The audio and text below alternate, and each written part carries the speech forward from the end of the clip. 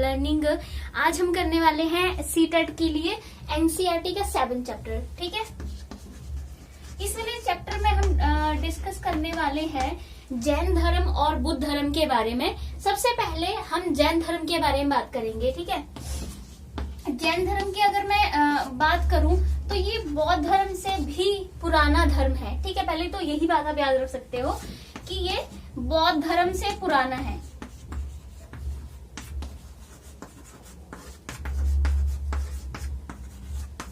ठीक है, ये जैन धर्म बौद्ध धर्म से भी पुराना धर्म है। अगर मैं इसकी बात करूं तो इसकी शुरुआत हुई थी 2500 वर्ष पूर्व। ठीक है, 2500 वर्ष पूर्व जो है वो जैन धर्म की शुरुआत हुई थी और ये बौद्ध धर्म से भी पुराना धर्म है। ठीक है, तो जैन धर्म में अगर मैं बात करूं तो इसमें 24 तीर्थंकर हुए हैं। ठीक है, 24 तीर्थंकर। तीर्थंकर का मतलब क्या होता है? तीर्थंकर का मतलब होता है हम धर्म गुरु इनको कह सकते हैं। ठीक है, जैसे अगर आपने सिख धर्म के बारे में पढ़ा होगा तो सिखों के जो है वो 10 गुरु रहे हैं। ठीक है, जैसे 10 में थे गुरु गोविंद सिंह जी। तो वैसे ही मतलब जैसे उन गुरुओं ने सिख धर्म को चलाया, एक के बाद एक वो गुरु ने जो है वो पद संभाला था, वैसे ही जैन धर्म को चलाया था इन तीर्थंकरों ने। ठीक है, जो इनके धर्म गुरु थे। ठीक है, तो पहले जो तीर्थंकर थे उनका नाम था ऋषभ देव। ऋषभ देव जो थे वो फर्स्ट यानी पहले तीर्थंकर थे। ठीक है, इनके ऋषभ देव। और अगर मैं 23वें तीर्थंकर की बात करूं तो जो वैसे 24वें तीर्थंकर तो खुद ही महावीर जैन थे। ठीक है, और जो पहले तीर्थंकर थे उनका नाम था ऋषभ देव।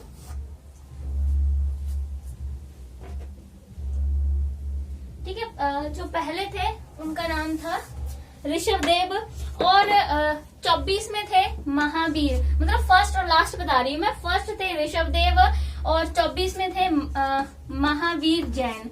ठीक है, जो कि मेन जिनके बारे में हम इसमें पढ़ने वाले हैं वही तो इनके मेन तीर्थंकर रहे हैं, जिनको सबसे ज्यादा इनको प्रसिद्धि मिली है, महावीर जैन। महावीर जैन जो थे वो 24 में तीर्थंकर थे। अगर ये फर्स्ट थे, ठीक है, और ये थे 24 में तीर्थंकर महावीर जैन। अगर मैं 23 में तीर्थंकर की बात करूं तो जो पार्श्वनाथ थे 23 में। ठीक है,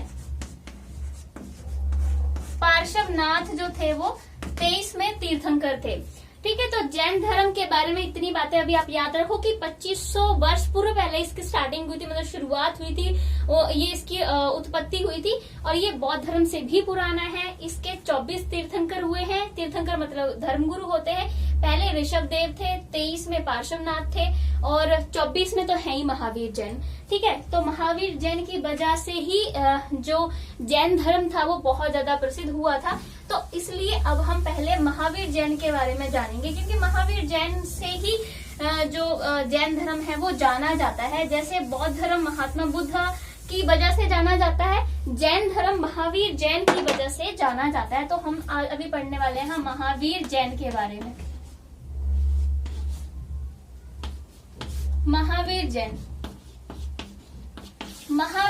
की अगर मैं जन्म की बात करूं तो इनका जन्म जो था वो 599 ईस्वी पूर्व में हुआ था। ठीक है, और इनका जन्म हुआ कहाँ पर था? इनका जन्म जो था वो वैशाली में हुआ था। ठीक है, अगर मैं और डिटेल में जाऊं तो वैशाली के निकट कुंड ग्राम था। ठीक है, इनका जन्म जो है कुंड ग्राम में हुआ था। ठीक है, तो इनके जन्म की बात करें तो 599 ईस्वी पूर्व में वैशाली के निकट कुंड ग्राम में इनका जन्म हुआ था। ठीक है, और अगर मैं इनकी फादर की बात करूं तो इनके फादर का नाम था सिद्धार्थ। ठीक है, इनके पिता का नाम सिद्धार्थ था। ठीक है, और इनके जो पिता थे वो एक क्षेत्रीय कबीले के सामंत थे। ठीक है, सामंत किसके थे? एक क्षेत्रीय कबीला था जिसके सामंत थे इनके पिता। और इनकी माता का नाम था लच्छवी। सॉरी, इनकी माता का नाम त्रिशला था, जो कि लक्ष्मी वंश से संबंध रखती थी। त्रिशला इनकी माता का नाम था, ठीक है। माता पिता का नाम सिद्धार्थ था, जो कि एक क्षेत्रीय कबीले के सामंत थे। माता का नाम त्रिशला था और इनकी जो माता थी वो लक्ष्मी वंश से संबंध रखती थी, ठीक है। लक्ष्मी वंश से संबंध रखती थी। लक्ष्मी वंश का एक नेता था, ठीक है, जिसका नाम चेतक था। चेतक उसकी बहन थी इनकी माता, ठीक है, त्रिशला। तो अभी हमने बात की महावीर जैन के जन्म के बारे में कि इनका जन्म 599 ईस्वी पूर्व में वैशाली के निकट कुंडग्राम में हुआ था। पिता का नाम सिद्धार्थ था, माता का नाम त्रिशला था। अब हम लोग करने वाले हैं इनकी वाइफ की और इनके बच्चों की बात की। इनके कितने बच्चे थे, इनकी पत्नी का क्या नाम था। इनकी पत्नी का नाम था यशोदा,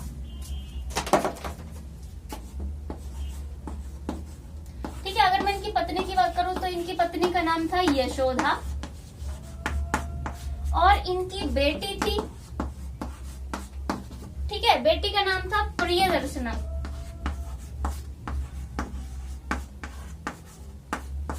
ठीक है, बेटी का नाम जो था इनकी प्रियदर्शना था और इनका कोई बेटा नहीं था, ठीक है। इनकी बेटी थी जिसका नाम प्रियदर्शना था और प्रियदर्शना की शादी जो थी वो जमाली से की गई थी, यानी प्रियदर्शना का जो पति था उसका नाम था जमाली, ठीक है। तो इनके बात करूं, इन्होंने जो घर त्यागा था, घर कितनी एज में त्यागा था, इन्होंने 30 वर्ष की आयु में जो है वो अपना घर त्याग दिया था, मतलब घर बार छोड़ दिया उन्होंने, ठीक है। 30 वर्ष की आयु में घर बार छोड़ दिया था और इनको ज्ञान कब, कितनी एज में जो है इनको प्राप्त हुआ था। ज्ञान की प्राप्ति कब हुई थी इन्हें, ज्ञान की प्राप्ति में जो इनको हुई थी जब ये 42 इयर्स के हो चुके थे, ठीक है। 42 वर्ष में इनको जो है वो वर्ष की आयु में इनको, वर्ष में नहीं वर्ष की आयु में, मतलब जब ये 42 साल के हो चुके थे तब इन्हें ज्ञान की प्राप्ति हुई थी। मतलब इन्होंने क्या किया था कि 30 साल की आयु में घर बार छोड़ दिया था। फिर इनको टोटली अगर मैं बात करूं तो 42 वर्ष के जब ये हो गए थे तब इनको ज्ञान की प्राप्ति हुई थी। ज्ञान की प्राप्ति में टाइम कितना लगा था, इनको लगा था 12 साल 5 महीने, ठीक है, और 15 दिन। इतना टाइम इन्हें लगा था ज्ञान प्राप्त करने में, 12 साल 5 महीने 15 दिन, ठीक है। जैसे मैंने आपको बोला कि अब ये 30 साल की एज में घर छोड़कर गए थे, ठीक है, और 12 साल अबाउट इनको लग गए थे ज्ञान प्राप्त करने में, तो 12 साल इसमें जोड़ दीजिए, मतलब वही है कि अबाउट इनको 42 वर्ष की आयु में ज्ञान प्राप्त हुआ था, ठीक है। और अगर मैं इनकी अब मृत्यु की बात करूं तो इनकी मृत्यु कब हुई थी और कितनी एज में इनकी मृत्यु हुई थी।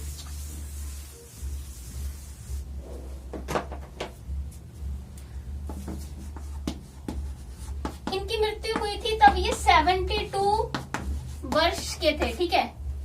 मतलब जब ये 72 वर्ष के हो चुके तब इनकी डेथ हुई थी और हुई कब थी, 527 ईस्वी पूर्व इनकी डेथ हुई थी। और कहाँ हुई थी इनकी डेथ, हुई थी पाबा में, ठीक है। तो जैन धर्म, उनके महावीर जैन की बात करूं, उनकी मृत्यु हुई थी 72 वर्ष के एज में और 527 ईस्वी पूर्व में पाबा में इनकी मृत्यु हुई थी, ठीक है। अब हम लोग इनके ये तो हो गया मेन इनके बारे में, ठीक है। अब हम लोग पढ़ने वाले हैं इनके त्रिरत्न कौन से थे जैन धर्म के, ठीक है। त्रिरत्न मतलब 3 इनके रत्न थे जिनको बहुत माना जाता था, ठीक है। पहला था सच्चाई, ठीक है, अहिंसा, सच्चाई, अहिंसा और ब्रह्मचर्य, ठीक है। ये इनके 3 रत्न थे, सच्चाई, अहिंसा और ब्रह्मचर्य, ठीक है। बाकी अब इनके जो है, अगर मैं इनकी शिक्षा की बात करूं तो इन्होंने जो शिक्षा दी थी वो कौन सी भाषा में शिक्षा दी थी।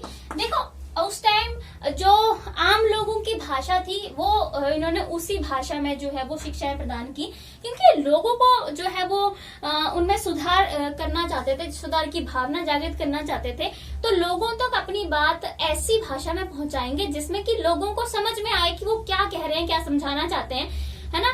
तो ये तो है नहीं वो साहित्यों की भाषा लोगों के आगे जाके बोलने लग पड़े, जो कि लोगों को समझ ही ना आए कि वो समझाना क्या चाहते हैं।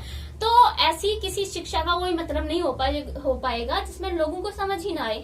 इसलिए इन्होंने शिक्षा देने के लिए तरीका चुना कि जो लोगों की आम भाषा है उसको चुना जाए। देखो उस टाइम आम भाषा कौन सी थी लोगों की? प्राकृत भाषा थी। संस्कृत भाषा जो थी वो ऐसे पुरोहित, पंडित, जो उच्च घराने के लोग थे वो संस्कृत बोलते थे, बट जो कॉमन लोग थे, आम लोग थे, वो प्राकृत भाषा ही बोलते थे। तो इसलिए महावीर जैन ने, इवन महात्मा बुद्धा ने भी अपनी जो टीचिंग्स दी है वो प्राकृत भाषा में ही दी है, क्योंकि वो आम लोगों की भाषा थी, लोगों को समझ आती थी, इसलिए उस वाली भाषा में जो है ये इस तरह से शिक्षाएं जो है वो दी गई। ठीक है, तो अगर मैं इनकी बात करूं, उनकी शिक्षाओं को, महावीर जैन की शिक्षाओं को जो है वो लिखा कब गया था और कहां पर लिखा गया था? गुजरात में बल्लभी नामक जगह पर इनकी शिक्षाओं को लिखा गया था।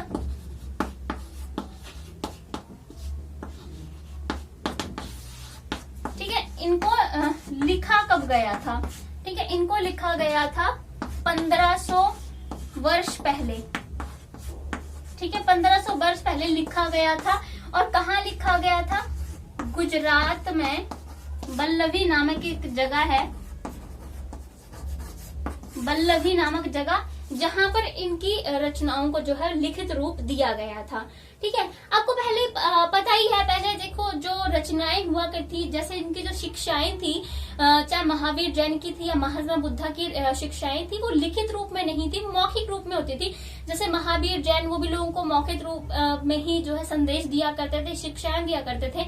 उनके जो अनुयायी थे, है ना, और उनके जो भी शिष्य वगैरह थे, वो उन्होंने भी इस तरह परंपरा को आगे बढ़ाया। बट धीरे धीरे जो उनके और शिष्य आने लगे, बाद में इन लोगों ने इनको रचनाओं को जो है लिखा। जैसे महात्मा बुद्धा की बात करें तो उनकी रचनाओं को भी उनके जितने भी शिष्य बाद में हुए, उनके द्वारा सारी रचनाओं को इकट्ठा एकत्रित करके लिखा गया। ठीक है, तो वैसे ये है कि 1500 वर्ष पहले इनकी रचनाओं को जो है वो लिखा गया था। अब हम लोग एक और इसमें बात कर लेते हैं, फिर इनकी शिक्षाओं के बारे में बात करेंगे। इसमें संघ और विहार दो शब्द और आते हैं। संघ क्या होता था? देखो अगर मैं बौद्ध धर्म की बात करूं और जैन धर्म, दोनों में ऐसा था कि इसमें ब्रह्मचर्य को बहुत ज्यादा ही माना जाता था। ब्रह्मचर्य मतलब घर वगैरह छोड़कर मतलब कि अपना जो है वो संघ वगैरह में रहना। तो पहली बात तो था कि जैन धर्म में भी हर कोई शामिल हो सकता था, ऐसे कोई भेदभाव नहीं था। कोई भी राजा, कोई भी, अगर मैं बात करूं शूद्र जाति का भी कोई होता था, कोई व्यापारी, कोई भी जो है वो संघ में आकर शामिल हो सकता था, कोई रोक टोक उसमें नहीं थी। ठीक है, और इसमें ये तो था कि अगर जो कोई भी एक बार संघ में शामिल हो गया तो ये नहीं है कि अगर कोई राजा इसमें आया तो वो राजा के जैसा यहाँ बिहेव करेगा, उसकी सब सेवा करेंगे। सब कुछ अपना त्याग कर यहाँ आते थे, सिंपल से सीधे साधारण से कपड़े पहनकर। वहां सुबह उनको सारा काम खुद करना पड़ता था। सुबह उठकर सबसे पहले नहाना, अपना सारी साफ सफाई करनी, बिस्तरा, ये सब उनका खुद का काम होता था। और वो लालच तो उसमें बिल्कुल नहीं रखा गया, तभी वो खाने के लिए भिक्षा मांगकर अपना गुजारा करते थे, है ना। तो और साथ में शिक्षाएं भी दिया करते। तो संघ में ऐसा होता था कि जो भी अनुयायी शामिल होते थे उनके लिए ऐसे संघ बनाए गए होते थे, उसमें वो रहते थे। स्त्रियों के लिए अगर मैं बात करूं तो अलग संघ थे, ठीक है, और पुरुषों के लिए अलग संघ बनाए गए थे। ठीक है, तो अलग अलग संघ थे स्त्री और पुरुष के लिए, और इन संघों में कुछ नियम बनाए गए थे जिनका पालन जो सबको करना पड़ता था। ठीक है, तो और ये वाली बात है, जैसे वो भिक्षा में कुछ मांग के लेके आते तो स्वार्थी नहीं बनना था कि खुद अकेले खा लेंगे, चाहे थोड़ी सी चीज भी क्यों नहीं उनको भिक्षा में मिली हो, वो भी सब में बांट कर खानी होती थी। ठीक है, तो और उसके बाद हम बिहार की बात करते हैं। संघ तो वो जगह थी जहाँ ये सारे रहा करते थे, वैसे ही बिहार भी ऐसी ही जगह हुआ करती थी। ये वो वाला बिहार नहीं है, ठीक है, जो हमारा एक स्टेट है वो वाला बिहार नहीं है, इसको विहार कहते हैं। ये पेट नहीं फाड़ा हुआ इसका, ठीक है। विहार क्या होता था, जैसे पता क्या होता था कि बहुत सारे अनुयायी शिक्षाएं जैसे होते थे, अपने जैन धर्म की शिक्षाओं को प्रचार प्रसार करने के लिए अलग अलग दूर दूर जगहों पे जाते थे, है ना। तो वो इतनी दूर पे जाते थे कि उनको वहां कहीं रास्ते में उनको रात हो जाती थी, उनको ठहरना पड़ता था। तो ऐसे रास्ते में बहुत अलग अलग जगहों पर जो है वो विहार बना रखे थे, ऐसे प्रचार प्रसार करने के लिए जो भी जाते थे जैन धर्म के अनुयायी, तो उनके लिए ठहरने के लिए जगह कर रखी थी रास्ते में। जैसे कई बार तो ऐसे अगर आप देखेंगे तो पहाड़ों को, चट्टानों को खोद कर तोड़ कर जो है वो विहार बनाए गए हैं। कहीं पत्थर के विहार बनाए गए थे, कहीं लकड़ी के ऐसे विहार बनाए गए। मतलब एक प्रकार से घर सा होता जिसमें रहने की व्यवस्था होती थी जो भी जाते थे धर्म प्रसार के लिए, ठीक है। तो ये सब उनके लिए हुआ करता था, तो इसको विहार कहते थे। बहुत बार अगर देखेंगे आप तो ऐसे पहाड़ों को खोद कर भी बहुत बनाए गए थे, ताकि वो रास्ते में कहीं भी जा रहे हैं विश्राम वगैरह कर सकें, जो क्योंकि उनको घूमना होता था हर जगह प्रचार प्रसार करने के लिए। तो इस तरह से विहार भी बनाए गए थे। अब हम लोग बात कर लेते हैं जैन धर्म के हमारे कौन कौन सी जो है वो प्रमुख शिक्षाएं हैं, ठीक है।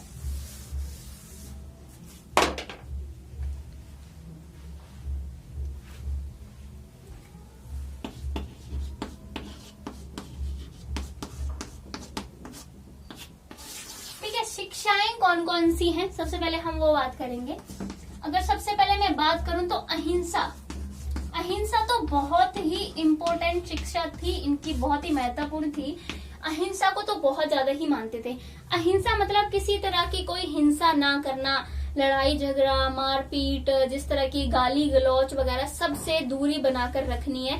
और जितने भी चाहे वो पेड़ पौधे हों, ठीक है, चाहे फिर वो पशु हो, ठीक है, फिर चाहे इंसान तो वही इंसान, ठीक है, ये सब जो कुछ भी चाहे फिर कोई छोटे छोटे जो जीव हैं वो भी हों, सबके प्रति जो है वो दया दिखाने के लिए जो है वो कहा गया था कि मनुष्य को जो है एक दूसरे के प्रति तो दया दिखानी ही है, किस तरह की एक दूसरे से घृणा नहीं करनी, एक दूसरे के साथ लड़ाई हिंसा नहीं करनी है। पर उसके साथ साथ में पेड़ पौधे पशु जीव छोटे छोटे इवन उनके प्रति भी हिंसा नहीं करनी है।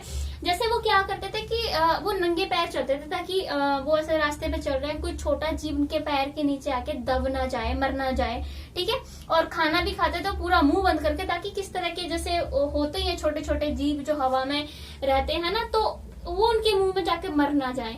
तो अहिंसा को तो उन्होंने बहुत ज्यादा ही जो है माना था। पर इसी वजह से, इस वाले सिद्धांत की वजह से, शिक्षा की वजह से लोगों ने जैन धर्म में इतना उसको अपनाया भी नहीं इसकी वजह से। क्योंकि देखो, अगर मैं किसानों की बात करूं तो जो किसान थे वो जब खेती करते थे तो बहुत उसमें कीड़े मकोड़े है ना, जुताई के टाइम बुआई के टाइम मर जाते थे। तो किसानों के लिए इतना ज्यादा डीपली मानना मुश्किल था। तो ऐसे भी बहुत ज्यादा ही इसके जो सिद्धांत थे बहुत कठोर थे, क्योंकि ये ब्रह्मचर्य को भी सपोर्ट करते थे, ठीक है ना। इनको ब्रह्मचर्य मतलब कि घर बार छोड़कर ज्ञान प्राप्त किया जा सकता है, ये मोक्ष तभी प्राप्त किया जाता है, ये इनके विश्वास था। तो हर कोई भी जो व्यक्ति है वो अपना घर बार नहीं छोड़ सकता ना, है ना। लोगों को सामाजिक जीवन भी तो जीना ही होता है। वो तो बहुत कुछ ही लोग होते हैं जो ब्रह्मचर्य को अपनाते हैं। तो लोग जो है अपना घर परिवार एकदम छोड़ छाड़ के नहीं जा सकते थे। तो ये बहुत कठोर सिद्धांतों की वजह से भी लोगों ने इसको जो है वो नहीं अपनाया। इससे ज्यादा बौद्ध धर्म ज्यादा प्रचलन में हुआ, क्योंकि उसमें इतने ज्यादा कठोर वो नहीं थे सिद्धांत। क्योंकि महात्मा बुद्धा ने बोला था कि मतलब एक जो इंसान है वो अपने परिवार के साथ में रहते हुए भी बौद्ध धर्म को अपना सकता है, उसके साथ में भी ब्रह्मचर्य को अपना सकता है। उन्होंने ब्रह्मचर्य का मतलब घर को त्याग छोड़ छाड़ के सन्यासी बन जाना नहीं लिया था महात्मा बुद्धा ने। उन्होंने ब्रह्मचर्य का मतलब लिया था कि मोक्ष मोह माया ये सब फीलिंग ना रखो आप अपने अंदर, चाहे फैमिली के साथ ही रहो, लेकिन लालच ईर्ष्या ये सब त्यागो, ठीक है। तो फैमिली के साथ रहते हुए भी बौद्ध धर्म को आसानी से अपनाया जा सकता था। इनका थोड़ा सा अलग था, ये टोटली घर को छोड़ने में बिलीव करते थे। इनका ये था कि तभी ज्ञान प्राप्त किया था, तभी मोक्ष प्राप्त किया था, जब घर बार बिल्कुल पूरी तरह से छोड़ दिया जाएगा, ठीक है। उसके बाद हम इनकी बात करें, अगला जो इनकी शिक्षा है मोक्ष। मोक्ष मतलब इस जिंदगी से छुटकारा, या सारी जो लालच है एक इंसान के मन में, ठीक है, लालच, ईर्ष्या, एक दूसरे के प्रति स्वार्थीपन, ठीक है,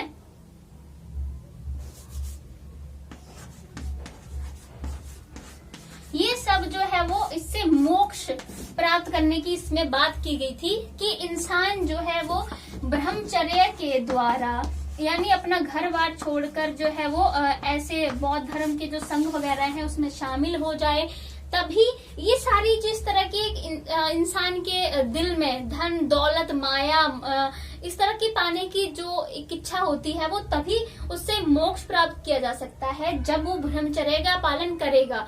ठीक है, मतलब यही था कि ये इनका ये था कि ज्यादा, तभी तो इनके जितने भी अनुयायी थे जो संघ में रहते थे साधारण से कपड़े पहनते थे एकदम, और खाने पीने के लिए क्या भिक्षा मांगते थे, वो इतना भी धन धन बिल्कुल जमा नहीं करते थे, वो भिक्षा पर निर्भर रहते थे। ठीक है, तो वो भिक्षा मांगने जाते थे, उससे जितना भी इनको मिलता था वही आपस में बांट के खाते थे। ठीक है, इस तरह धन दौलत इकट्ठी करने का इनका कोई वो मकसद नहीं रहा था कभी। तो मोक्ष भी इसका एक बहुत ही महत्वपूर्ण हम कह सकते हैं कि इसकी शिक्षा थी। ठीक है, अब हम लोग इसके एक और बहुत ही इसकी महत्वपूर्ण शिक्षा है अगर हम उसके बारे में बात करें तो, जैसे इन्होंने एक और बहुत ही महत्वपूर्ण चीज मानी थी कि जैसे अभी क्या है, ईश्वर में विश्वास नहीं किया उन्होंने, ईश्वर की सत्ता में विश्वास नहीं किया उन्होंने।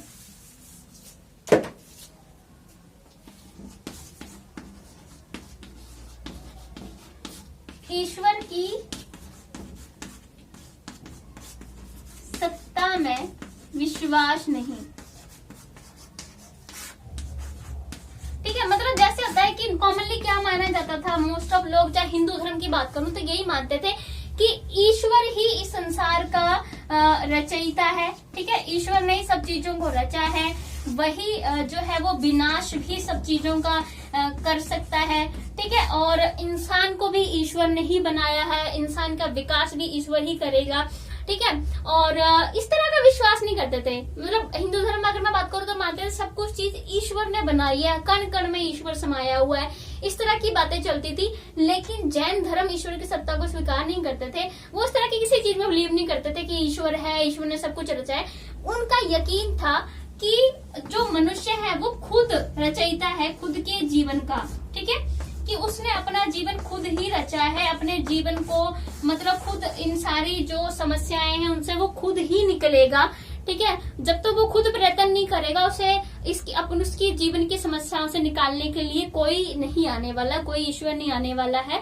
सब कुछ उसका खुद का है, खुद उसने अपने इस जीवन को बनाया, खुद का ही वो अपना खुद ही विनाश कर सकता है, खुद ही अपने जीवन का विकास कर सकता है, ये इनका विश्वास था। ठीक है, बाकी जो हिंदू धर्म में जो जाति वगैरह का अंधविश्वास वगैरह फैले थे भगवान को लेकर, ठीक है, मूर्ति पूजा को लेकर, ये सब में यकीन नहीं करते थे। ठीक है, जैसे मैं खंडन किस किस चीज का किया था, मूर्ति पूजा का मैंने टोटली खंडन किया था, क्योंकि वैसे भी ईश्वर की सत्ता में विश्वास नहीं करते थे। ये लोग विश्वास करते थे दया, ठीक है, एक दूसरे के प्रति दया की भावना होनी चाहिए, प्यार की भावना होनी चाहिए, अहिंसा होनी चाहिए। ठीक है, मोह माया ये सब नहीं होना चाहिए, इसमें विश्वास करते थे। और ये मूर्ति पूजा का खंडन करते थे कि किस तरह से लोग जो है वो ईश्वर की प्राप्ति के लिए मूर्ति पूजा कर रहे हैं, पहाड़ों पे जा रहे हैं, कहाँ मतलब अपने जीवन को खतरे में डाल रहे हैं, पत्थरों में भगवान को ढूंढ रहे हैं। उन्होंने यही बोला कि जीवन को सफल बनाना है तो ये अहिंसा मोह माया सबको छोड़ना होगा, दया भावना ये सब जो है वो रखनी होगी, तभी होगा। ठीक है, बाकी इन्होंने मूर्ति पूजा का खंडन किया था। जाति प्रथा का इन्होंने बहुत उससे जो है मतलब कि विरोध किया था कि जैसे हिंदुओं ने जो अगर मैं बात करूं तो जाति प्रथा बनाई है ना, लेकिन ये इसको सही नहीं मानते थे, जिसमें लोगों को आपस में उनमें असमानता जो है वो दर्शाई गई थी। लोगों के कुछ जो शूद्रास वगैरह थे उनके साथ बहुत ही अमानवीय व्यवहार किया गया था। ठीक है, जिसको इन्होंने स्वीकार नहीं किया। ठीक है, और इन्होंने जो अंधविश्वास थे धार्मिक, ठीक है, चाहे धार्मिक अंधविश्वास थे चाहे और सामाजिक अंधविश्वास थे, उनका भी इन्होंने खंडन किया था।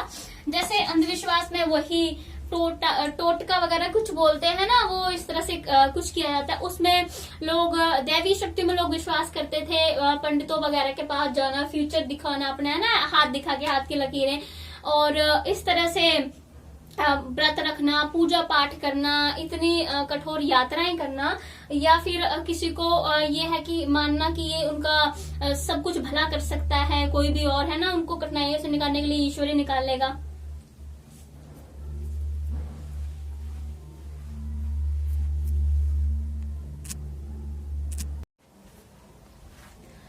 ओके, तो अंधविश्वास का उन्होंने विरोध किया था। नेक्स्ट था इनका theory of knowledge. Theory of knowledge यानी ज्ञान का सिद्धांत, ठीक है। थ्योरी ऑफ नॉलेज, ज्ञान का सिद्धांत। इसमें इन्होंने बताया था कि किस किस तरह के ज्ञान होते हैं, ठीक है। इस थ्योरी में इन्होंने 5 तरह के ज्ञान के बारे में बताया था कि 5 तरह के ज्ञान होते हैं, ठीक है। जैसे एक ज्ञान होता है श्रुत ज्ञान, ठीक है, जैसे श्रुत ज्ञान, श्रुत ज्ञान, मति ज्ञान। श्रुत ज्ञान में इन्होंने क्या बताया था? श्रुत ज्ञान में इन्होंने बताया था कि ऐसा ज्ञान जो कि सुनने से प्राप्त किया जाता है, यानी सुनकर किसी और से ग्रहण कर ले। जैसे अगर मैं बात करूं, उस तरह गुरु होंगे जो जैन धर्म के, जो शिष्यों को सिखाएंगे, तो वो अपने गुरुओं से सीखकर उन्होंने जो ज्ञान प्राप्त किया, उन गुरुओं से जो सुना उन्होंने, जो उनके गुरुओं ने बताया, तो उसे श्रुत ज्ञान कहते थे। मति ज्ञान वो होता था जो हमारी इंद्रियों के द्वारा खुद प्राप्त किया जाता था, ठीक है। जो इंद्रियों के द्वारा प्राप्त किया जाता था उसे मति ज्ञान कहते थे। श्रुत ज्ञान जो कि सुनकर ग्रहण किया जाता था उसे श्रुत ज्ञान कहते थे। अवधि ज्ञान, उसके बाद मन संबंधी ज्ञान, और एक केवल ज्ञान। 5 प्रकार के ज्ञान के बारे में मैंने बताया था। श्रुत ज्ञान, मति ज्ञान, ठीक है। तीसरा था अवधि ज्ञान। चौथा था मन संबंधी ज्ञान, ठीक है। मन ज्ञान में ऐसे लिख रही हूं यहाँ पर, मन ज्ञान। 5वां था केवल ज्ञान, केवल ज्ञान, ठीक है। मैं यहाँ पर वो दोनों ज्ञान भी लिख देती हूँ ताकि एक साथ लिस्ट जो है सामने दिख जाए। मति ज्ञान, और दूसरा था श्रुत ज्ञान। ये 5 प्रकार के ज्ञान उन्होंने बताए थे, किसमें? थ्योरी ऑफ नॉलेज में, ज्ञान के सिद्धांत में। मति ज्ञान जैसे मैंने आपको बोला, जो इंद्रियों के द्वारा प्राप्त किया जाता था उसे मति ज्ञान कहते थे, ठीक है, इंद्रियों के द्वारा। और श्रुत ज्ञान जो कि सुनने से प्राप्त किया जाता, जैसे मैंने आपको बोला कि गुरुओं ने बोला, शिष्यों ने सुन के उस ज्ञान को ग्रहण किया। अवधि ज्ञान, जिसको जो समय के अनुसार खुद प्राप्त हो जाता था। जैसे मान लो हम अभी बात करें, सोसाइटी में रह रहे के बहुत कुछ सीख जाते हैं ना, वैसा ही समय के अनुसार खुद प्राप्त हो जाता था। मन ज्ञान, मन ज्ञान था मन से संबंधित, यानी दूसरों के मन को, उनके मन में क्या चल रहा है उसको समझा जा सकता था इस ज्ञान के जरिए। दूसरों की भावनाओं को, फीलिंग्स को, उनके मन में क्या चल रहा है उसको समझा जा सकता था, ठीक है। केवल ज्ञान, ये बहुत ही महान ज्ञान होता था, ठीक है, महान ज्ञान होता था, और ये महापुरुषों को ही जो है वो ग्रहण होता था, ठीक है।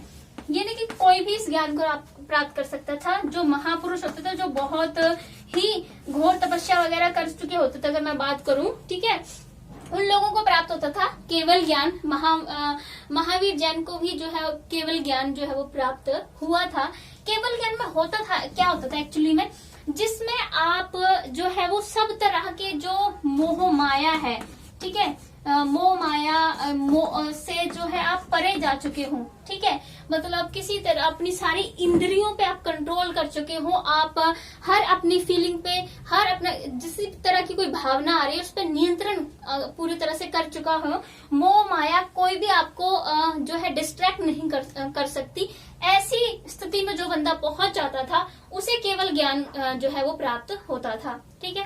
तो ये नॉलेज और थ्योरी में था। उसके बाद थे 5 अणुव्रत भी थे। अणुव्रत,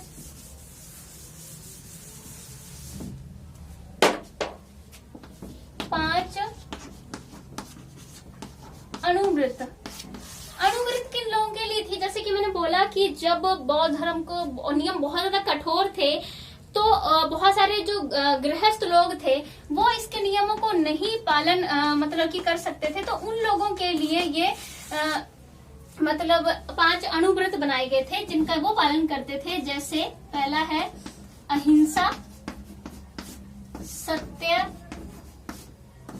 असत्य,